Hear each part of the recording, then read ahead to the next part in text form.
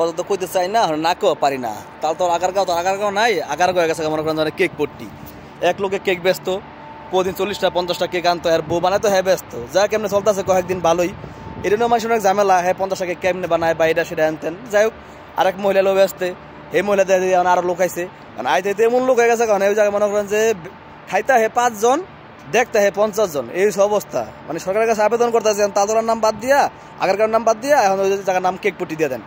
দেশের অবস্থা মনে হয় যে কি কম একটা আসতা জাতি এবারে যদি একলা ব্যবসা করতো বা 2-3 জনে করতো মোটামুটি মনে করেন অনেক দিনেই ব্যবসা করে খাইতে পারতো যার মধ্যে এর মধ্যে শুরু হয়েছে যে অবস্থা হট্টগোল এই মনে করেন যে পিঠে আমার উড়াই দিব একটা কথা মনে পড়লো ছোটবেলা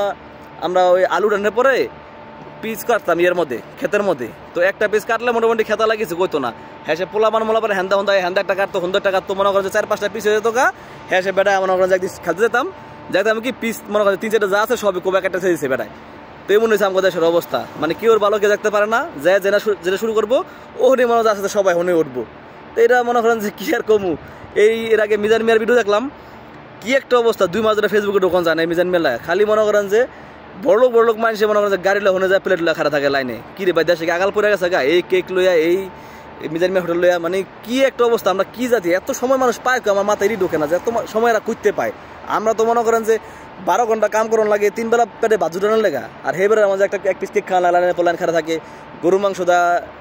ভাত খাওয়ার লাগে লাইনের পর লাইন ঘন্টার পর ঘন্টা লাইন ধরে খারা থাকে কি একটা অবস্থা দেশে এই দেশের জীবনে উন্নতি হইব কেমনি হইব এই দেশ উন্নত